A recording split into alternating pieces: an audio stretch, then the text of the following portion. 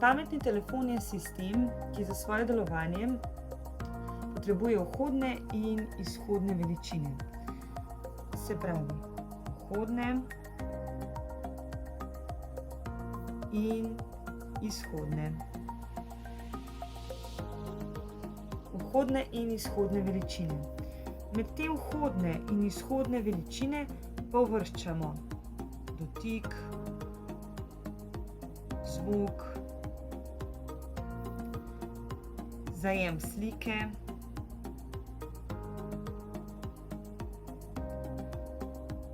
medtem ko pridejo vhodne veličine znotraj sistema,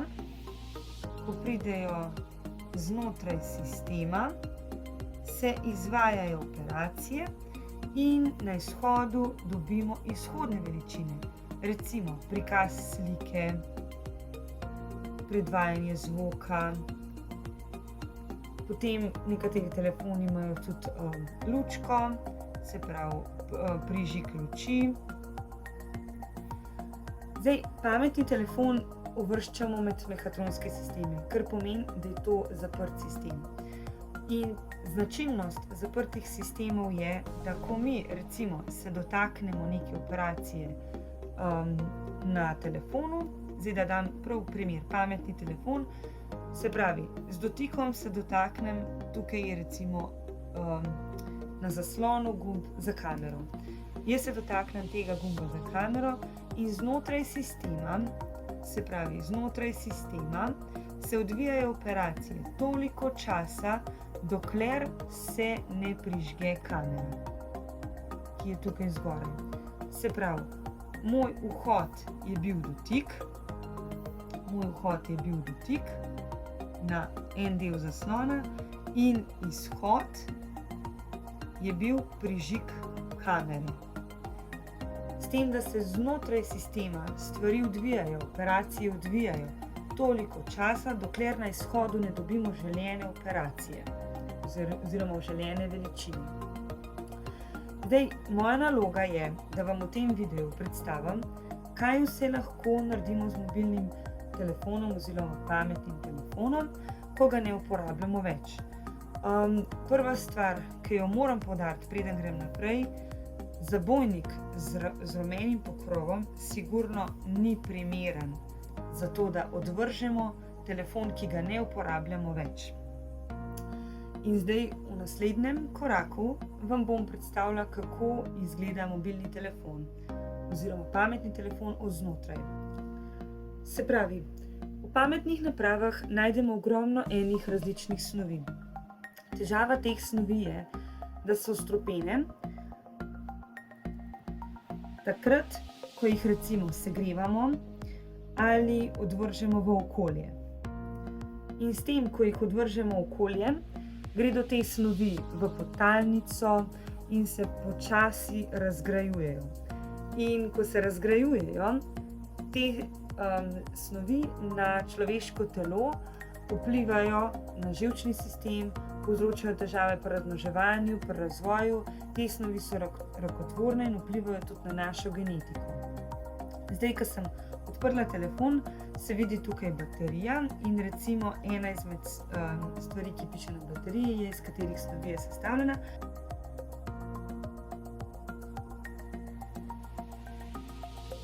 Da za izdelavo enega telefona se porabi približno 16 kg CO2 oziroma ogljičnega odtisa.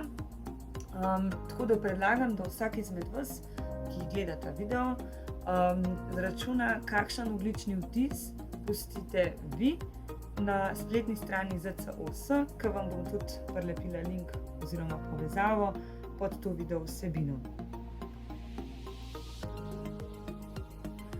Zdaj, znotraj mobilnega telefona oziroma pametnega telefona imamo ogromno enih stvari, od baterije, ki smo rekli, da je iz litija, do bakra, ki so kontakti.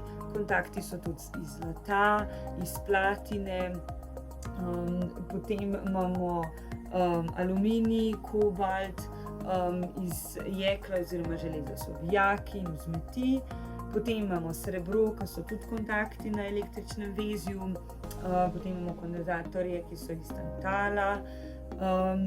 In recimo pri starejših telefonih, ki se skriva eden izmed njih v zgornjem desnem kotičku, so tudi tipkovnice, ki so silikonske. Vse te snovi so nevarne za naša telesa oziroma tudi za druga živa bitja. Zato je najbolj primerno, da mi, ko prenehamo z uporabo mobilnih naprav, zdaj, če smo prenehali z njihovo uporabo, zato ker jih pač preprosto ne želimo več uporabljati, v takem primeru predlagam, da poiščemo nekoga, ki bi jih še lahko uporabljal. Potem drugi način, da lahko tudi naše naprave, ki jih ne želimo več uporabljati, prodamo. Eno je, da jih podarimo, drugo, da jih prodamo. Tretjo, če se je naša naprava, pametni telefon, kaj pokvarila, recimo, da se je razbil zaslon, jih lahko pač popravimo, lahko se zamenja zaslon, če so težave z baterijo, lahko se zamenja baterijo, če so težave z operacijskim sistemom, gremo do serviserja, da nam naloži nov operacijski sistem. V glavnem, probamo narediti naše naprave čim bolj trajne. Zdaj, res je, da so nekatere naprave narejene za to, oziroma da so narejene po nekem principu, da imajo že predvideno število ur, koliko časa naj bi delovale, in včasih so narejene tudi tako, da se jih ne da več popraviti. V takem primeru pač nam ne uide, da jih moramo pravilno reciklirati.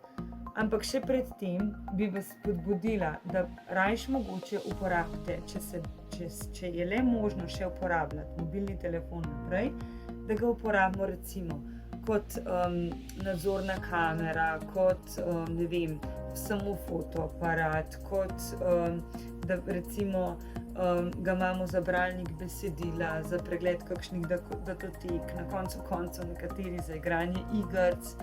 V glavnem, da se telefoni še čim več naprej uporabljajo. So ljudje, ki niso dostopni, ne glede na to, da so telefoni danes že kar dosti potrošen material, pa so mogoče starejši ljudje, ki jih niti ne znajo uporabljati in se jih zato branijo, in mogoče boste naredili nekaj zelo dobrega, če boste nesli starejši osebi telefon, jo boste naučili, kako se uporablja, in s tem bo naprava še kar nekaj let v uporabi.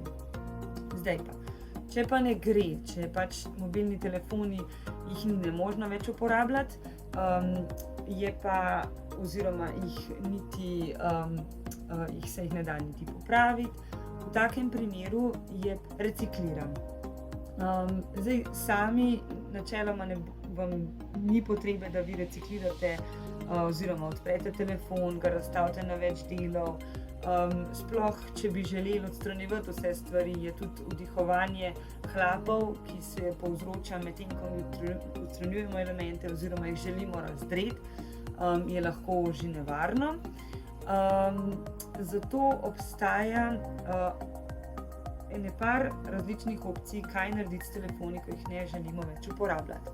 Zdaj, sama sem se srečala z ločevanjem odpadkov pred približno 10 leti, ko so moji starši uvedli doma ločevanje odpadkov. Mi ločujemo na plastenke, ki imajo oznako 5, na zamaške, na aluminij, železo, in ko so prišle ti zabojniki za smeti z rumenimi pokrovi, zelenimi, rjavi zabojniki za biološke odpadke, smo začeli jasno tudi še ta del naprej ločevati. Zdaj, na začetku je jasno to cela znanost, vse se ti zdi odveč, potem pa enkrat prideš v tisto rutino in že veš, če na določenem izdelku ne piše, recimo oznake AL, potem vzameš magnet, če se ne prime magnet, potem veš, da je to aluminij. Plastenke načeloma so vse označene s 5, oznako 5, tako da tudi ni problema, zamaški pa tudi vemo, kam sodijo in da tudi včasih marsikomu lahko pomagajo. Pri mobilnih napravah oziroma pametnih napravah pa je tako, da obstajajo zbirni centri vse povsod po Sloveniji, ki sprejemajo elektronske naprave, med drugim tudi baterije, ki so prav tako nevarne, če jih odvržete v okolje. Tudi ponekod po Sloveniji so postavljeni zabojniki, padno električno oziroma elektronsko opremo. Potem pa vi v bistvu tam, kjerkoli ste kupili napravo, oziroma vse trgovine, ki prodajajo elektronske naprave, imajo obveznost brezplačnega prevzema odsluženih naprav, ne samo ob nakupu novih, tudi brez kakršnega koli novega nakupa, za vse naprave, ki so manjše od 25 cm.